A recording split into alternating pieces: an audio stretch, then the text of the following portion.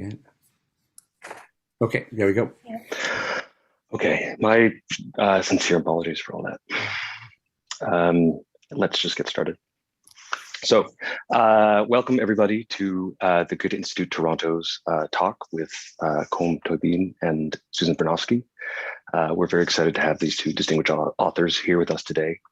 Colm Tóibín was born in Ireland. He's the author of many novels, including The Master, Brooklyn, The Testament of Mary, and Nor Webster, and most recently, The Magician. His work has been shortlisted for the Booker 3 times, won the Costa Novel Award and the Impact Award. He has also published 2 collections of stories, many works of nonfiction, and has a forthcoming work of poetry. Susan Bernofsky is the prize-winning translator of 7 works of fiction by the great Swiss-German modernist author Robert Walser, as well as novels and poetry by Yoko Tabata, Jenny Erpenbeck, Juliana Woolf, Franz Kafka, Hermann Hesse, and others. Her biography of Walser, Clairvoyant of the Small, appeared in 2021. She's a Guggenheim and Berlin Prize Fellow and teaches literary translation at Columbia University School of the Arts, and is currently working on a translation of The Magic Mountain. So these 2 authors who've spent some time with Mann are here to speak with you today, and I'll leave it to you. Susan, could you tell me how you translate Thomas Mann into English? When I heard that you had written a book about him, I thought, thank God, I'm going to have like a crib for getting inside the like Mann-ness. It is such, and the reason I say this is because I've never had so much trouble like finding my way into a writer's voice, because it's like he's like nailed planks on top of himself, and there's like, I mean, I'm supposed to recreate the planks, but I'm trying to figure out how the planks lay. It's such a bizarre style to be encountering from a translator's point of view. Could you describe it to us? Okay. It just feels like everyone always talks about Thomas Mann's irony, which, you know, I don't have to tell you about it. You've been studying him. But there's a sense in which he's writing these very, very complicated sentences. And to me, it feels like a sort of smoke screen or a shield, a protection of, I mean, I'm talking about The Magic Mountain specifically now. I think Buddenbrooks is maybe a little different, but just sort of protecting the narrating self. And, you know, you will not see me. You will see my caricatures of others. You will see my I will tell you how funny the people at dinner are and which strange gesture each one has. The language, I feel that he's playing with a refusal of straightforwardness. I don't know. I mean, how you know? I mean, he became proud of this later on when he read Harry Levin's book on Ulysses on James Joyce, where he realized that somehow or other, without ever meeting, they came quite close at one point, but they never actually met, that he had been doing something the same, that in other words, that writing a straightforward sentence to describe something that had occurred, asking the reader to believe every word of it, was something that he stopped doing quite early in his career. In fact, he stopped doing it really with the medical encyclopedia episode in Buddenbrooks. And he was very proud of that, because he had actually used pastiche very early on, and then so yeah. No, but I mean, would you say that then, when you were trying to find your way into like who he is in order to build a character around him, like, was his work of use to you? Buddenbrooks is of enormous use, because you know, it really, I suppose 2 of the books for me were important in that way, Buddenbrooks and Dr. Faustus, because they both described a world that he had lost. And out of that losing came a sort of an intensity of description. But I think The Magic Mountain is a separate case, where this is where he lost his wife. You know, it comes out of the fact that it really is, it begins, it doesn't end, of course, there, but it begins with the idea that his wife, who has run his life, you know, and who is the mother of his 4 children, has gone. and he is getting these letters from her. Now we don't have the letters, as you know, because they were destroyed in the war. But they came regularly, Yeah. and they described as she must have been brilliant at doing that world, and he thus began to imagine that world as somewhere, that it mattered to him intensely how life was conducted in that place, because that was where she was. And I suppose the second thing I need to say is that I'm not sure I believe really in character. That in other words, you get a set of gestures or responses to the world. Someone moving in a room, someone waking in the morning. You make that consistent in some way or other. That someone who sleeps well in one chapter must not sleep badly in the next, unless there's a reason for that. In other words, you do a consistency. Such consistency can happen in the great modernist text. For example, there is a bar of soap in Leopold Bloom's pocket in Ulysses, and it doesn't disappear. It's always, you can see Joyce deciding to add it because he's forgotten about it at various places. But I suppose what I'm saying is that someone in Germany asked me if I felt I'd got to the heart of the real Thomas Mann. And I thought the question was absurd. I thought the idea that you could ever do that with anyone who had lived, but even you couldn't do it with anyone who you'd imagined. That all you're doing in a way is circling and circling and circling, and then sometimes trying to draw straight lines. But it's not as though you actually are creating a human being or someone easier to imagine. Man made very little noise, in the family. All the others made a lot of noise, and so you have this watchful, silent, distant figure whose real life is in his study. The problem I had was that when I went into that real life in the study, I found it very difficult to write about the actual writing of the novels. I did it and I cut it. And Interesting. And I cut it because it really became weighty and sort of an attempt at sounding learned. It just read heavily when there was so much else going on. So what I thought I would do in the end, most of the time, was just leave that door closed. Just imagine that is his real life there. His real life is his dream life. And then give you his waking life in certain scenes. And part of the problem, I suppose, was the sheer density of the Magic Mountain, for example. I mean, I could do the X-ray, because the X-ray is ostensibly dramatic. It's something that you can bring into another novel. And I could do the sort of missing of his wife and the arrival and the walking the corridors, meeting the doctors and his own diagnosis, the bad Russian table, the good Russian table, the people that make noise. But once it came to Setobriny, I'm in trouble as a novelist, where I can't really, in real time, as he's imagining these sequences, make that live in any way. It doesn't mean it doesn't live in his novel. It just means for my purposes, I can't do it. But I'm back asking you your purposes. I suppose the first question is, it's almost the same as with Kafka, that those early translations into English became oddly canonical, but at the same time as everyone who knew about them telling you they were wrong. So in other words, they were the only things you could read was Low Porter or Willem Muir. They were the only things you had. I still read the old translations always too. been told that you had the wrong book. Yeah. So, but Low Porter, she created a world. She I think succeeded in making us believe that this was the book and this was its universe, and there was a certain consistency to it. When I'm not looking at her translation, nor at Johnny Woods's wonderful translation from the 90s while I'm working, but occasionally when I'm writing something about my translation in progress, I'll go to see what they did. And, it's interesting. I feel that there is a certain loss of detail in her translation that nowadays we would say, no, there should be more detail. There some things that are elided would be to say too much. But she took some abbreviations, and there's some things I think that she did not have the leisure to research at great length. And so,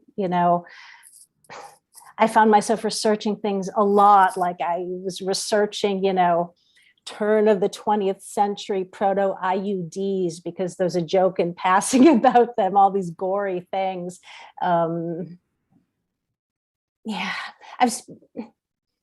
also feeling that where we stand vis-a-vis Mann right now is much more political than where Lo Porter stood.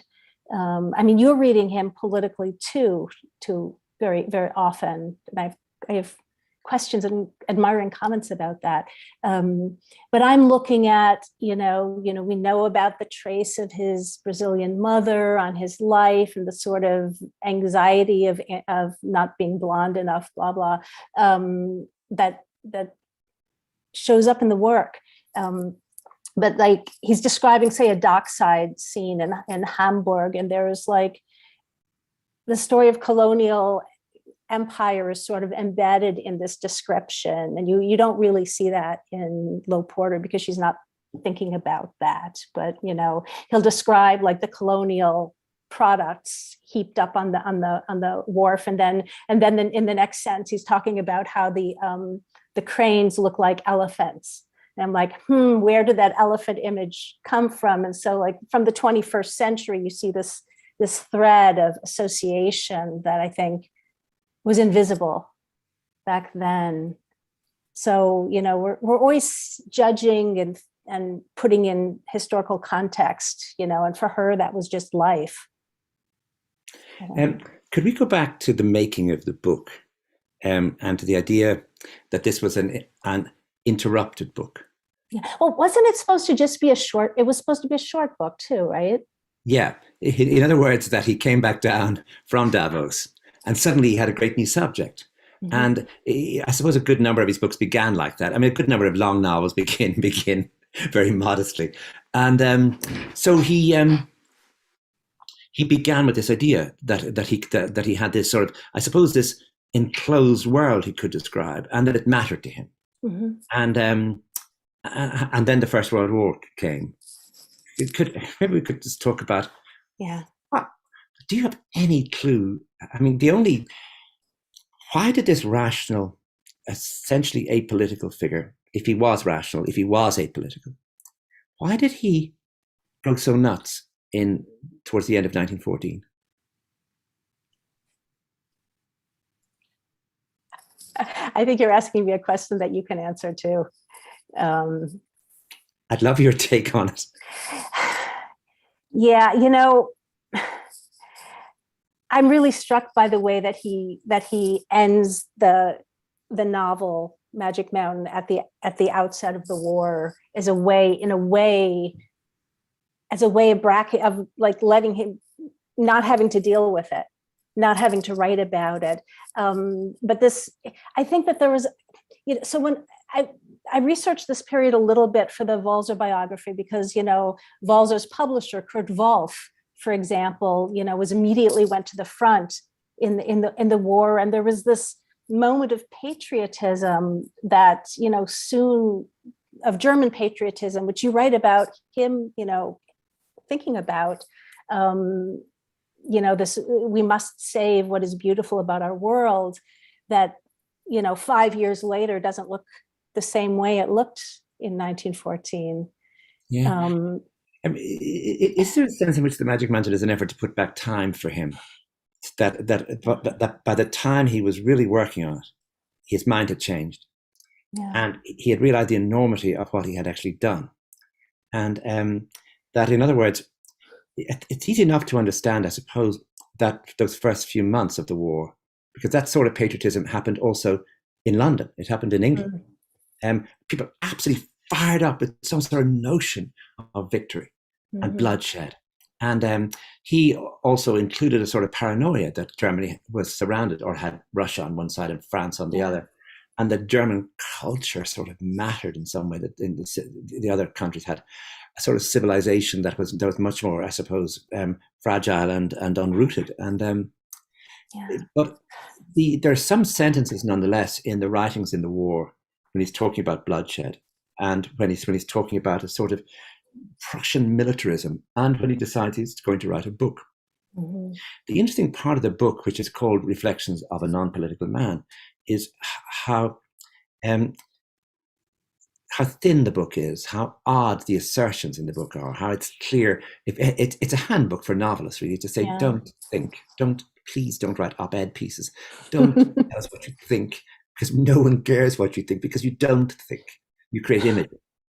And but the interesting thing was that in the room all the time, as he was working on that book, was a man called Ernst Bertram.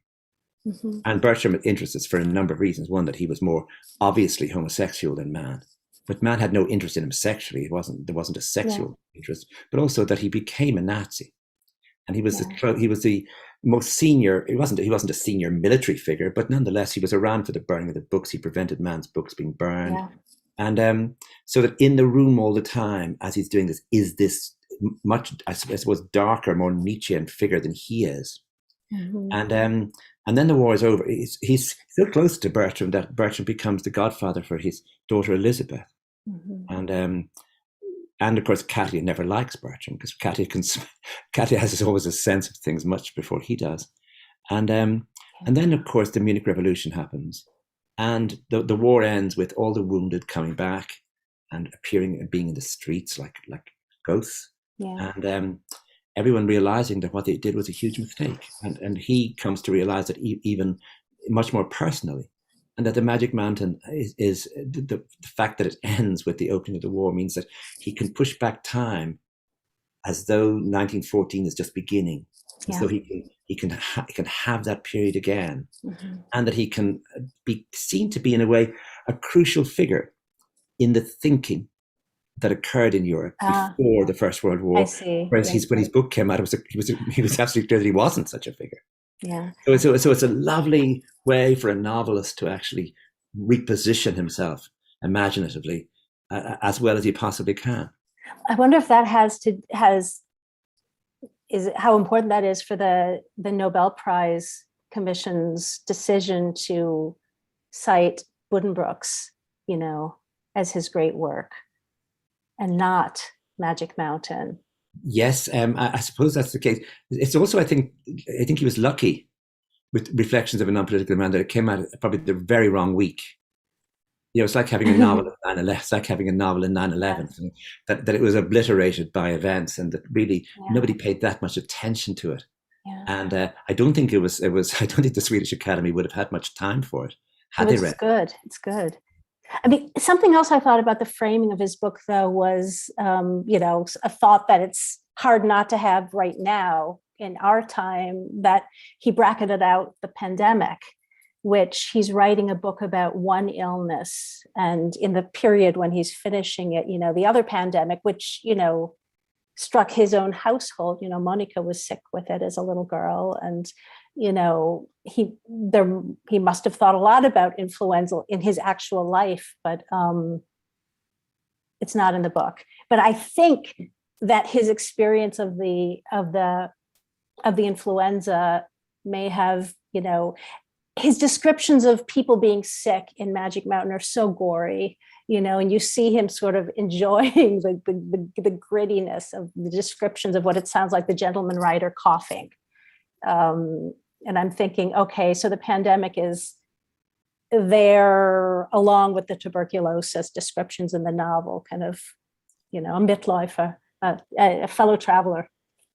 He seems to me to have an 1890s view of illness. that it's somehow, it's an essential part of being whole is to be sick, and that he starts with his encyclopedia thing with Hanno, but even the going to the dentist in Buddenbrooks. It's the sheer descriptions of what it was like to have a tooth out or a filling and then Hanno's weakness, and then Hanno's illness, and then the vivid descriptions of the cholera arriving into Venice.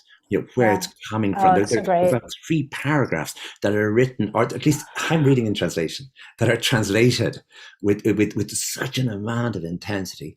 And then in Dr. Faustus, you get the description of the meningitis, and indeed the syphilis. And of course, he's always going to include syphilis. So that this idea somehow that it is the illness in the body that creates a sort of interest that is almost erotic. Mm-hmm. And so I want to ask you about almost erotic, since I said almost erotic. Imagine yourself that you were translating this book, and it was 1970, and the diaries began, or whatever year it was, 75, that the Thomas Mann diaries appear. And suddenly you're reading all these descriptions of young men and his interest in them, and all these descriptions of himself as a sort of scholarly figure attempting to give a lecture on Schiller, when all the time he's really looking at a guy in the third row. Mm-hmm. And would it change? I'm not suggesting it would change your actual translation, although that may be possible, but would it change your view of the book itself, Magic Mountain? I think that information about him that was already contained in the work. You know, I don't think we even need the diaries from it. You read Tonio Kruger, you read the Pribislav, or however you say it, Pribislav Hippa episode in Magic Mountain, you know, his first love, that Madame Chauchat is the reincarnation of, you know, I don't think it's new information about him. It may be, you know, newly explicit, but it was there. And so, these things, the translator's belief about who the writer is and where the writer stands vis-a-vis their figures and material, they show up in the translation. You just can't help it. It filters through. Just the description, you know, you're describing one character through a narrator's or another character's eyes, the sensualness of the description that can be played up or down. You know, there's probably never going to be a way to hit it exactly the same level as the original words. And so how are you reading it? The readings filter through. So you're saying that all anyone had to do just before the diaries came out was read the books and see the homoerotic in Buddenbrooks, see it in Tonio Kruger, as you say, see it in Death in Venice, obviously. Yeah. And see it in the Magic Mountain?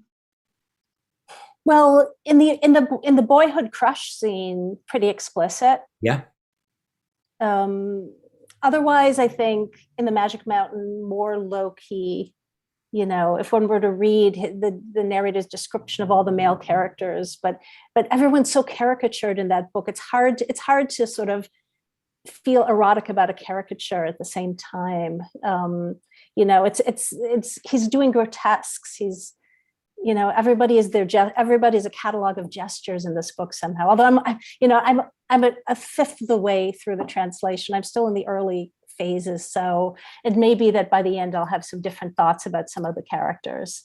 I mean, certainly Joachim is the fullest character because we see his pain and we see his sort of suppressed love for this, you know, young woman who's obviously dying. So I don't know, maybe there's something about that vision. Could I just ask a quick question here? And just, do you think that we see Thomas Mann differently through your depiction of him, through the more explicit sort of bringing in of his erotic life into his biography? I mean, I'm sure biographers have done this already, but do you think that changes our notion of him? Are you asking me this? Yes, I am. I've been in Germany the last 2 weeks, and this question has come up quite a lot, which leads me to wonder in what way German readers have been reading Thomas Mann. And I had to answer very clearly, you know, that I didn't write the diaries he did. I didn't write this. You know, and the word used in the question, it was a question in English, was, do you feel that you're queered? And it was from someone from Frankfurter Allgemeine Zeitung, who should have known better. Said, do you feel that you have queered Thomas Mann in this book? And I was, hold on a moment. I mean, he, in his will, wanted his diaries published. He wanted to be known. He wrote Death in Venice. You know, he wrote the sort of strange homoerotic business around Hanno in Buddenbrooks. He wrote Tonio Kruger. You know, he has the scene with Adrian Leverkuhn and the violinist in Dr. Faustus. I didn't write those, but if you're willing not to read those sections as an example of a gay man's effort to both conceal and reveal, then I have really only got two words to say to you, which is Eve Sedgwick. You know, just Eve Sedgwick. Just, you know, like Eve Sedgwick. I can't, like, maybe we live in a world, Susan and myself, where Eve Sedgwick did make a difference to the way we read certain writers. This may not have happened in Germany, but I think it should now. I think it's, there's a new chancellor and it's a whole new world. And it's time that everybody just read some Eve Sedgwick. That's all's wrong with me. I think it's important to remember sort of the positioning of Thomas Mann over time in German culture. He's really quite a boulder of long standing, and those who've decided that he's a straight-ish boulder are perhaps disturbed to, see that the boulder was never straight-ish from the beginning. I think that the other question I was being asked was a question about inauthenticity. And I'm interested in the idea. It's a novel. But you see, if your character in your novel is inauthentic, and if your character happens to be based on someone who was in certain respects great, what is it that you have to dramatize? And I suppose nobody's getting about. I became interested in this particular period in Thomas Mann's life in the Second World War, when Roosevelt is still alive, and Thomas Mann has begun to make these speeches all over America, including the most unlikely places, where as many as 6,000 people are coming to hear him. And in this faltering English, he speaks. His speech is generally called "The Coming Victory of Democracy," and he speaks with enormous passion and zeal. And he's not talking about the need to defeat the enemy. He's talking about democracy as something precious and that we have to rebuild when it's not there. And it seems to me that a sort of greatness emerges in him, that somehow or other, it's the language that using those terms pulls him further and further into the feeling around those terms. And it begins to become this passionate figure. Remember, there's no such figure on the Japanese side or the Italian side, speaking in America. So that what he's saying seems to me is setting the tone for what will happen after the war. And at the same time, he's going home and he's writing Dr. Faustus. And it seems to me that in those few years, someone very great emerges. And also in the Germany of afterwards, he does emerge as a towering figure in his opposition to Hitler. The only issue, of course, is that it took him a while. It took him until 36 to do this. And if you're a novelist or a biographer, you really have to study this. Also, there were areas in his life which he explored best of all in Felix Krull, in which the picture of it sort of chancer, trickster, someone who put on disguises. He made a comic version of that, but he didn't make it for no reason. Yeah. And so I think the idea that any of our great figures, be they men or women, really anyone who begins to explore that finds that there are always levels of ambiguity and levels of concealment and revelation, and that it's never as simple. That greatness is not a simple thing, and so it's. But also, I think writing novels is playful, and I think this might be true in The Magic Mountain as well. Oh, he's having fun. He's having fun. Come on, it's like a joke. It's like a Kafka story. Guy who's not sick goes to a sanitarium and never leaves. It's funny, and it was supposed to be funny from the beginning, which is why I think the tone is wacky, because he starts writing it as a funny book, and then it gets serious, and then what's happening tonally? It's complicated. But did you get disappointed with him? Some of his failure to speak out? His not speaking out for Muzan, when Muzan was in prison? Because I'm interested in weakness, and I remember early on someone again saying to me, how could you write about him? There's so many things he did were so wrong. And I said, but I have no interest in goodness. The novel itself doesn't lend itself to writing about saints. It's always about the flaw, the strange thing, the strangeness of life. The fact that, there were times when he should have spoken out, and those times that he didn't. There were times when he should have moved earlier and he didn't. He was a cautious man. He was a conformist. And I think we can see this best when we see his brother and his son. And we can see the differences between him and them. But for me, the someone like Heinrich Mann, who's say his left-wing politics are so clear all the time, I can do nothing with that. I mean, I can't work in those spaces so filled with certainty. And whereas Thomas Mann is so filled with ambiguities and uncertainties, I tell you what I'm interested in finding out. Why did they all hate him so much? I mean, why did Robert Musil hate him so much? Why did he not, like, obviously Brecht hated him for various reasons, very good reasons. That's clear. Musil, I don't know. I just wonder if some of them felt that he was far too bourgeois and that his learning, such as it was far too obvious and clear, and that, Well, and I know Robert Walser considered him like, sort of a Mr. Success in a way that was not flattering. I mean, it is extraordinary, the picture of him in the years of inflation, where he's coming down of the Opera House, and it's ostentatious, and this is before the Nobel Prize. This is when writers were on a 25% royalty. I don't know how that stopped, by the way. I don't know who got rid of that, but that his wife would have a fur coat, Cathy would have a fur coat, and he would, and that they were very grand. And anyone watching that, you can just imagine Joseph Roth watching that, watching all the people trying to sell what fur coats they had in those years, where Thomas Mann didn't. And then, of course, in 1942, the house he built in California, it's really something to see that house. It had much more land than it does now, but it's been restored by the German government just now. And I mean, it is a most beautifully made house. And his bedroom alone, the bathroom, Katya's bedroom's even bigger. And then all the bedrooms for the children along a veranda. And, that for all of them, including his brother Heinrich, it must have been an extraordinary sight that he had the sort of money and a sense that a power that he could do this. I wonder if he felt guilty. He did, yeah. He always felt guilty. Yeah. I mean, he had very good reason to feel guilty, for what he did in the First World War, for his delay in seeing Hitler, for his delay in denouncing Hitler.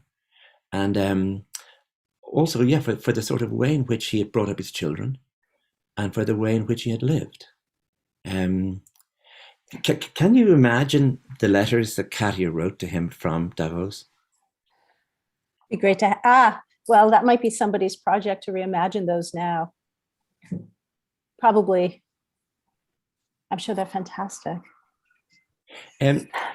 Talk to me about translating German dialogue into English where you're in America and it's whatever year. It's people keep telling me it's the 21st century, and you're. I've just got over the 20. Yeah. And you're in America. What do you do with that dialogue? Well, I'm not one of those translators who believes everything needs to be brought up to the minute. And so I'm looking for a way to make it sound not ancient and stilted, but also not like they're, in New York right now, which would also be wrong. But translating dialogue from German, things tend to wind up sounding a little too formal in English. And so you have to then dial that back. I'm having a lot of trouble with Setobriny. Setobriny is so interesting. Mann tells us when he introduces him that he has no accent in German, that he speaks unaccented German, and then he proceeds to make fun of his accent, right? And he has him repeating the word so a lot, which is a cognate with the English word so, but it doesn't. It's a false friend. It can mean so, but it usually just conversational so. I'm sure you've heard this in Germany. People involuntarily say it even when speaking German. So is just like, okay, so there it is. Like it can mean like, but Setobriny likes to say so, except he says it so, which is his Italian accent. So I'm trying to figure out what to do without it sounding like I'm making fun of him more than Mann is making fun of him. I I haven't been writing an accent for him explicitly. I talk about a lilting voice, and I've been doing this crazy thing, which I don't know if I'll be able to keep it up, but I've been triangulating via Italian, which I know Mann didn't do, but I'm looking up certain vocabulary words in the German Italian dictionary and then the Italian English, and thinking about because German and Italian don't share nearly as many cognates as English and Italian. And so, an Italian speaker who the writer wants to mark as an Italian speaker would tend to have more cognate words, but that wouldn't be the case in German, but it might be the case in English. So I'm thinking a lot about that. This is a whole subset of dialogue that I'm wrestling with now. Like, how does Setobriny talk? This is really crucial, isn't it? Because he says a lot. And there are times when his speeches, I'm talking about the Low Porter translation, seem very long and stilted, and they seem unlike speech. They seem like somebody attempting to write what speech might be for somebody who had mountains of ideas. This seems to me, if you could solve this problem, you could do us all an enormous favor of giving Setobriny's speech flavor, texture, some sort of rhythm that would make his personality come alive. Yeah, I'm trying. He talks a little bit like out of a 19th century novel, which is funny, but it doesn't quite sound stilted. It just sounds a little elegant, a little more elegant than might be appropriate. But we'll see. He hasn't said that much in the book yet, so I've started working on it. But we'll have the long conversations coming up later when he and Nafta are going at it. So that should be very interesting. I'll let you know how that goes. Yeah, I'll certainly want to know. So you said that you'll read some parts of my translation in progress and let me know what you think. Is that what you offered just a moment ago? Did I mishear? That's right. Yeah, I'll be back in January. I'll be back at Columbia in January. I'd love to. I really would love to see what you're doing. Oh, really? You just signed up. Thank you. That's great. With your permission, Colm, I just wanted to read this one paragraph from your novel and sort of ask you both a question around it. It's after, I think it's when he's in LA and is listening to his son and his friends perform some music. And you write, Thomas wished he had been able to do this as a writer, find a tone or context that was beyond himself, that was rooted in what shone and glittered and could be seen, but that hovered above the world of fact, entering into a place where spirit and substance could merge and drift apart and merge again. And I found this sort of a very kind of melancholy ambition to be stated as sort of a writer within the context of Thomas Mann. But I also wanted to just wonder if that particular paragraph resonates with you as a writer, or with you, Susan, as a translator and an author, of trying to sort of refocus attention on what you put forward on something that is sort of less earthbound, and that in sort of moving into fabulation or into a different language, you find that space where it's a little bit other. I don't know. I just was curious about that. That's a great question. Yeah. Susan? Intangibles, it's the thing that makes a book come alive is not what it says, but how where it stands vis-a-vis what it says, how it says it, the glitter or gloom around that. Translators spend their whole lives looking at how somebody else's work feels and trying to make that feeling happen in another language. I was when I was in Stuttgart about 2 weeks ago. I went out to Marbach, and really it's a lesson to us all, Marbach, just saying, well, what would you like to see? And I said, well, give me Kafka, Thomas Mann, give me Paul Celan, and give me Rilke. And of course, they pulled out the music. And of course, I understand if I see Thomas Mann's signature, Thomas Mann, yes, he wrote a letter. He wrote quite a lot of letters. But seeing Kafka's name as found, that once upon a time, in real time, this man signed himself France. Yeah. So too with Celan, and so too with Rilke. Even though Rilke is funnier because he wrote out his poems in beautiful handwriting for his posh lady friends, and that was fun to watch. But I mean, those three names, Rilke, Celan, and Kafka, I think they give us an idea what the question's about. Is that there is in writing a sort of higher space that some people have taken, mainly poets, but also prose writers, including Kafka, that Thomas Mann did not inhabit. In other words, he was a novelist who he starts to think about his relationship to Schoenberg, and why Schoenberg is being so dismissive of Dr. Faustus. Like, surely he should, the parts of the book he should really enjoy and understand and see. And he's sitting at home in Pacific Palisades, and he's thinking, he puts on Transfigured Night, and he thinks about the extraordinary freedom that Schoenberg has to make this glory, to make music that soars above the known world, that it's beyond sound in some way. It's transcendent. And he thinks about his own job being, he has to be careful that does someone have buttons on their tunic, how much money it has, how much, what exactly the room is like, and that he's locked into that world of the ordinary universe of what the world is, which is what so many novelists are stuck with. I mean, after I wrote this novel, I spent the next year just writing poetry, just because I needed to get into a pure space. And so that's what he's talking about there. And that's a problem that always preoccupied him, how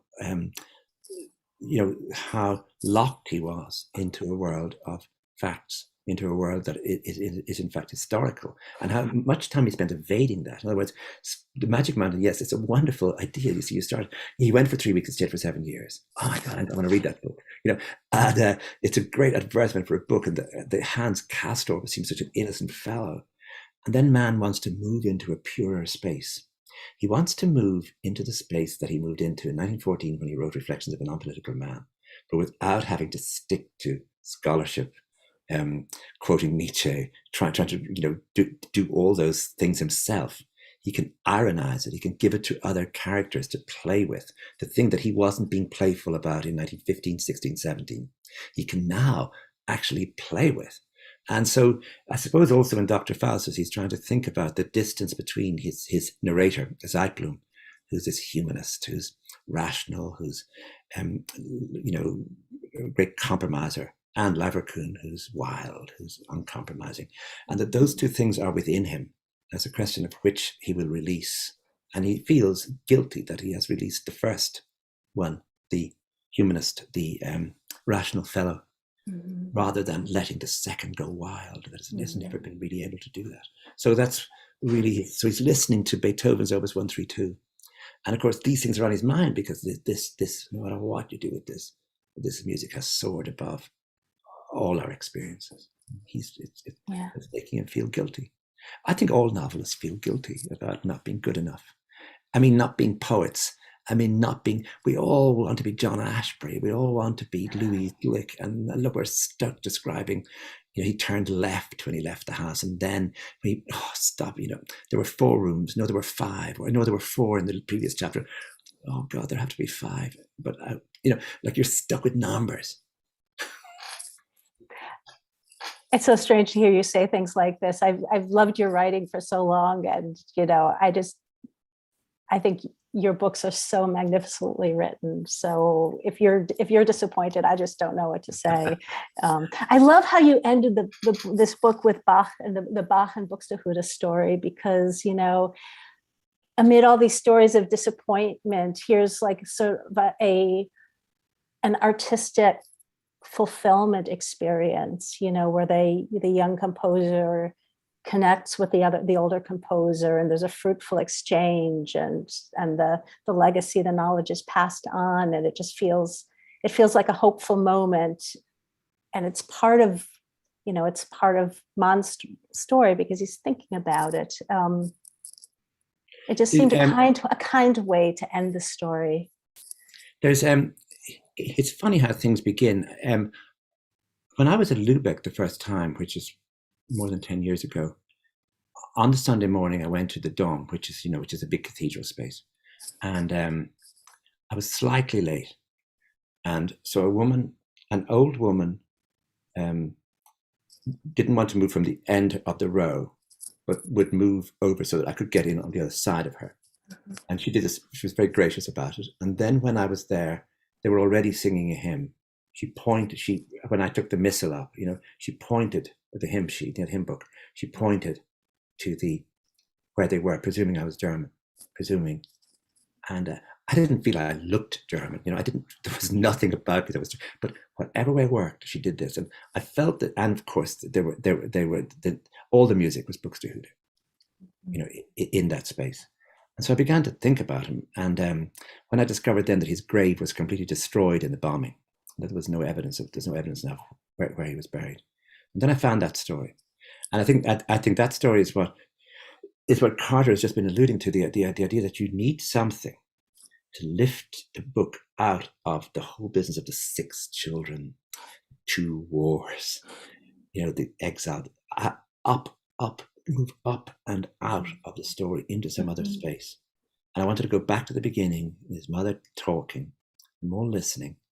And 80 years later, here he is with this story, Buxtehude, and meeting Bach. So that was, I was fishing around for a long time for something that would get me out of the book, which in an image which would be sort of totalizing, or would move above all the space surrounding creativity and indeed memory and indeed story, and would sort of totalize that, or seem to allow it to have a sort of finalizing sort of moment. Just something else I want to say, that I had a real problem with dialogue.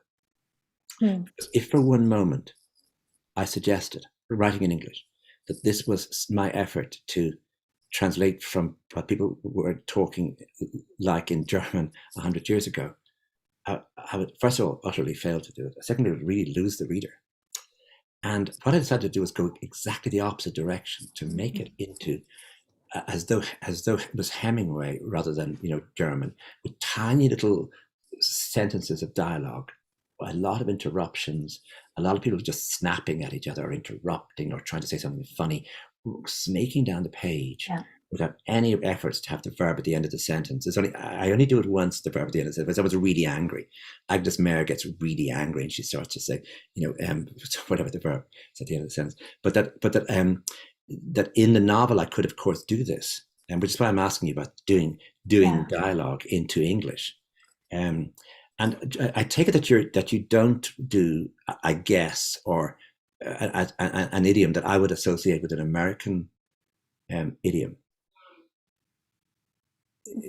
in your. Well, translators there's this thing people talk about, transatlantic English or mid-Atlantic English, which is nonsense. I'm constantly looking up words both in Webster's and OED, and trying to steer away from words that are too severely marked as American specific.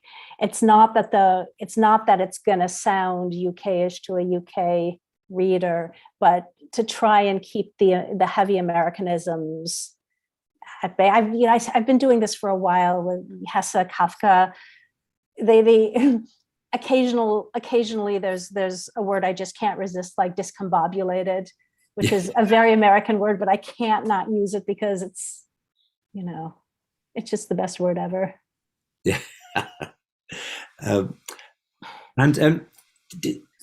Did you ever? It's a curious question, but are there moments when you're translating, particularly with scenes you're going to come to, especially in The Magic Mountain? Are there moments where you really are going to say, this should have been cut at the time?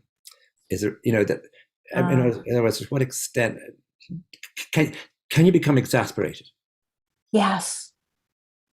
So far, that hasn't happened so far in The Magic Mountain. I have to say, as a translator, you drill down so deeply into the craft of the sentences, and my admiration for Mann as a handwerker, as a craftsman, has just grown. I think that he, even when you read these long passages that seem that they're going on, like, I just recently translated that long lecture about love that he hears after, when he's half half out of his mind coming back from that exhausting walk. And there's something about those long, exasperating sentences that they're needed for pacing. He's controlling time. He's writing a book about time. And, there are certain things that have to be expansive to control the time. So that you're working with absolute relish. At the moment, sweat, fear, terror, and relish. Yes. Did you go to Davos? No, but I need to and want to. I would have gone last year if the pandemic hadn't been doing its thing. But I've spent a lot of time in Switzerland for corporate vases, so I certainly will go to Davos next time I'm in Switzerland, which I hope will be soon. You must have gone. No, I never went. Ah, well. Yeah. In fact, I only went to the grave recently, the grave in Zurich. And there's something really extraordinary about it. I mean, absolutely extraordinary, which is that Joseph and Katia are buried obviously together, and that they're on the tombstone with their dates in Roman numerals. It's very formal. And then almost as though at their feet are plaques for their children. I think two of the bodies are actually buried there. I think Monica is buried there, and not Elizabeth and not Michael, but Erica. Erica's buried there as well. But as far away as possible in the same graveyard. In other words, you would really have to work to get so far away, is Gola's grave. And it's a very different, it's a rough piece of stone, and it just has Gola Man and his dates. It doesn't say writer, doesn't say anything else. Gola Man and his dates, as though he just wasn't having it, that he was going to be only one of their children, that he wanted his own separation. But it's a big statement, and I was absolutely fascinated by it as another, of course, they were, I think, especially himself and Monica, were the most damaged by the mother being in Davos all that time. Yeah. I mean, the first two, Eric and Klaus, could, they learned to do as they please. But I think the other two were, I mean, there were two children born later, Elizabeth and Michael, but the two who were really very young at that time, you can almost see it in the rest of their lives, how that period when Katia was in Davos was obviously a pretty grim period for them. The Mann children is an amazing cast of characters. They have such distinct personalities, and there's a lot of them, and it really made for interesting to follow them around in your book, and just to be reminded of how many writers there were in that family. Which one knows, but they're all, that they're all just really just two generations of a family. It's just crazy to think. I think if I was, if God ever appeared to me and asked me if I wanted anything, I'd say, please don't ever ask me to write a novel with 6 children again. Because it technically is incredibly difficult. Because if you don't have Monica in a chapter, you're going to lose her. But if you put her into, obviously it's not organic and the reader won't believe you. So you have to keep them all going. It's like juggling with 4 balls and then getting 2 more. And wondering how you're going to keep them all going. So the next time I'm going to have just only children or just 2 siblings. Is it a pet? Sorry. Is it a petulant question? I know we're sort of nearing the end of our time. Sort of why Mann as the figure to focus on? I mean, I know obviously with you, Colm, there's certain biographical sympathies and interest. And obviously it's sort of a monumental German writer, but I'm just wondering if there's any kind of other reason that sort of you've found yourself spending this amount of time with this figure.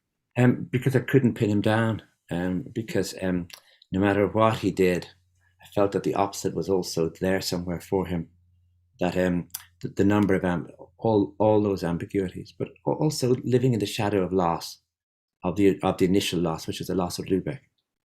And living with this hidden homosexuality really all his life.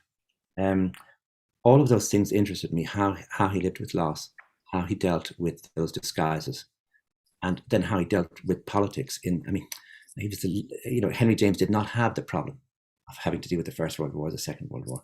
Thomas Mann's responses to both are really extraordinary. I mean, they're so different. And so you're constantly having to reposition him. And even when you do, you realize, no. It's actually more complicated than that. And so, but it begins with loving the work and being intrigued by the work and wanting to follow to see where the work came from and what the life that was lived, in the making of that work, how that life could be dramatized. So he intrigued me, and I loved his work. I'm so glad you wrote this book. Really, like watching you think through and experience through the book him and his work, was helpful for me in thinking about, where I stand with Mann and what I think his work is. It's a wonderful perspective, and I just really enjoyed reading it very much. Also, that's so thank you. Okay. Yeah, me as well. Thank you both very much for your time today and for your work. We look forward to your forthcoming book of poems and to the new translation of The Magic Mountain. And hope you have a wonderful day. Thank you so much for the invitation.